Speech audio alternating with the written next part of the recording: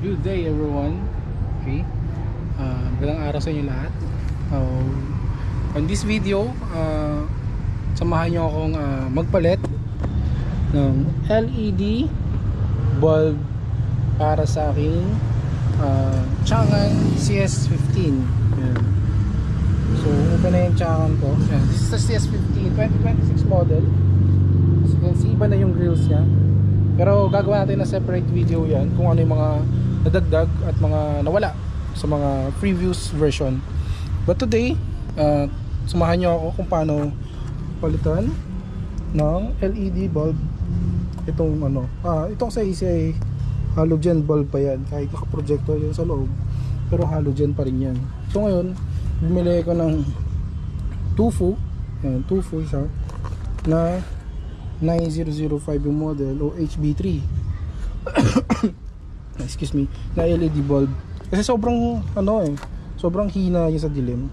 So nag-decide ako, kahit wala pa siyang isang buwan, gusto ko na siyang palitan ng LED para mas maliwanag. Syempre safety na rin, mas maliwanag, syempre mas makikita mo yung kalsada. So today wala pa akong idea. Although nanonood na ako ng ibang video, pero wala kasing specific talaga sa mismong model na to, sa CS15 excuse 15. So wala akong idea kung paano siya palitan. Though nagtanong na ako sa mga group kung paano, and then binigyan rin naman nila ako ng hint kung paano. So plug and play lang naman daw to. So ngayon, tulungan nyo ako, diba? Samahan nyo ako, and at the same time para tayo matuto kung paano, para sa mga hindi marunong o hindi alam kung paano palitan ng LED bulb ng kanilang CS15.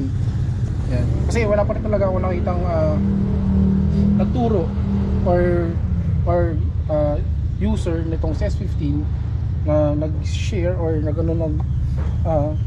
gumawa ng video kung paano magpalit ng ganito. So paano na lang to, para tayong matuto. Siyempre matututo ako, matututo rin kayo, diba? Malalaman nyo na kung paano magiging mas madali para sa inyo kung paano na siya palitan ng LED bulb. So kung alam ko, ito lang yung LED bulb, kasi ito ay turn signal. Yan yung turn signal. I think this is the DRL o daytime running light. Tapos ito yung mismong headlight. Yan, sure, headlight, turn signal. Kasi ito yung DRL nya dito. Yan. So sa 2026 no, ano pa rin siya, halogen pa rin yung loob nito. Yan, pareho yan. Ngayon ito yung sa natin ipapalit ko. Yan. So may freebie siya na T10. Hindi ko alam kung sabi nila compatible daw to sa map light dun sa sa ilaw sa loob. Pero hindi ko pa alam kung magagamit ko siya o paano gamitin pantanggalin. Tapos extra gasket, rubber gasket. Yan. Isama siyang gloves and then manual. Kasi ito yung mismong item. Kasi maingay. Maingay kasi dito sa garahe. So ito siya. So pag kinabit natin siya, nakaganyan, nakatayo. Nasa taas tong chrome, copper pala. Yan, nakaganyan siya. Tapos ito lang. So tara, kabit na natin siya. Samahan nyo ako. Gawin na natin to. Let's go. So tara, let's start. Una, tanggalin natin to cover nya. Titwist mo lang. Then yun, tanggal na siya. Yung ito yung gasket. Ito pinaka-cover ng bulb para hindi pumasok yung mga alikabok. So ito na yung challenge. Actually nasilip ko na to before, pero tingnan natin. So nakatagilid, kung i-spin lang to. So ito yung tsura niya. Ito yung silipin niya, tsura niya sa loob. Hindi ko lang kung nakikita nyo, pero yan, ito yung mismong bulb, diba? Hindi ko lang kung nakikita nyo. Pero tayo ito, kinakabahan ako.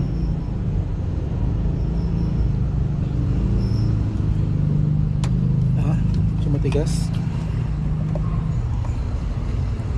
Oh yun, ikot ko na. So ikot mo siya ng papunta doon. Hindi ko lang paano ako, counterclockwise o clockwise. Okay, dahan-dahan.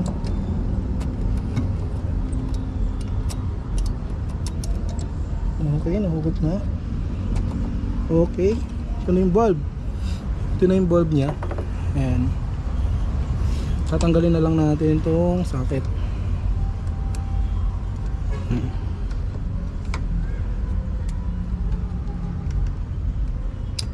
Ayan. So ito yung bulb. Ang kabit niya nakaganto. So pag in-spin natin, pag nakatayo, tapos pag ganun. So technically magiging paganto siya. Dapat paganto.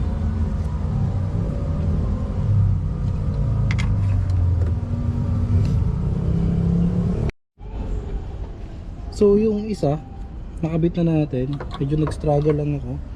Kasi pagka natatanggal pala tong isang part na to. Ito.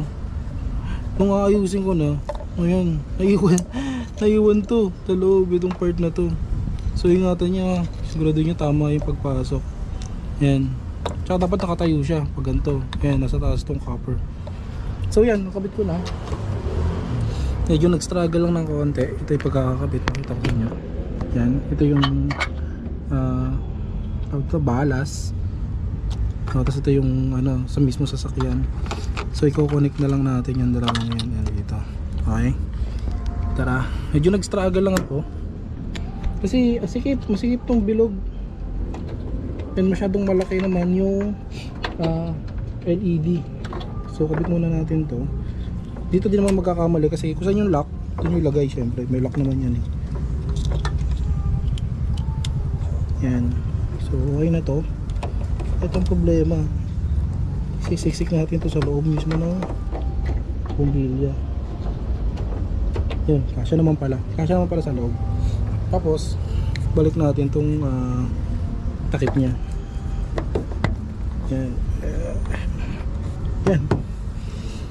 Ngayon, tingnan natin kung iilaw siya. Buksan natin yung sasakyan. Let's go. So, yeah, successful. As you can see, yan, tapos yung sumiilaw na siya, no? Ito yung difference. Ito yung halogen, kasi ito yung LED. Ganun kung kita niya. Tapos, meron pala siyang meron siyang polarity. Kasi kanina nung binuksan ko, unang bukas ko, hindi siya umilaw. Ngayon, binaligtad ko. Kung gantong brand ang bibili nyo, like yung Tofu, ganito dapat ang arrangement. Itong nasa taas, itong makikita nyo itong plus and minus, dapat ito yung nakatapat siya dito sa cover na to, sa clip na to.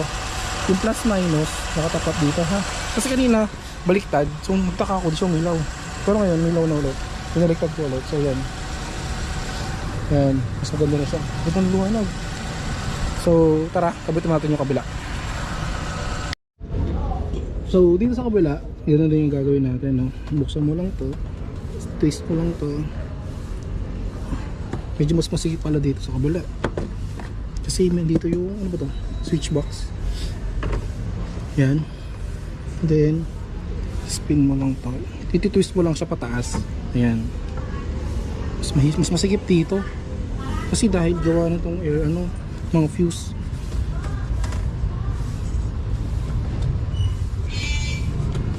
So medyo, actually kanina doon nag-struggle din ako eh. Hindi dahil mahirap siyang hugutin. Mas madali siyang hugutin actually. Mas mahirap siya ikabit. Eko, init. Init. Yan, ito siya. Dahan-dahan lang mainit. Okay. Ito na, yung bulb. Medyo mainit.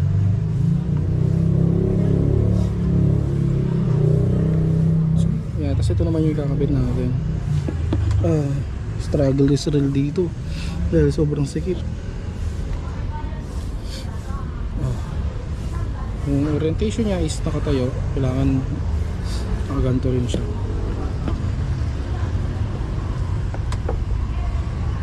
Pero pag tinayo, pag kinabit,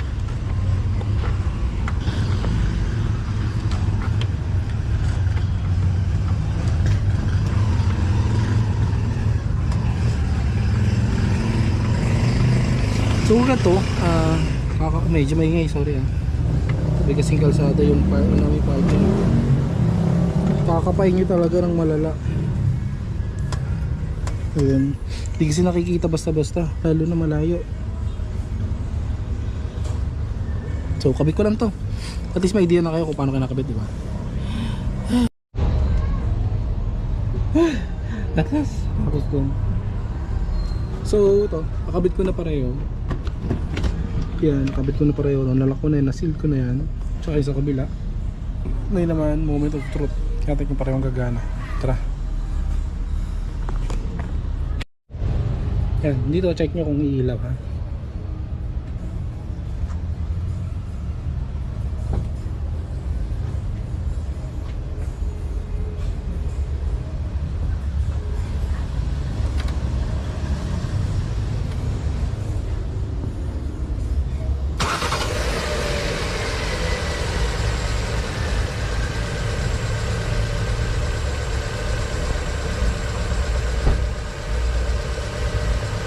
Yun, success!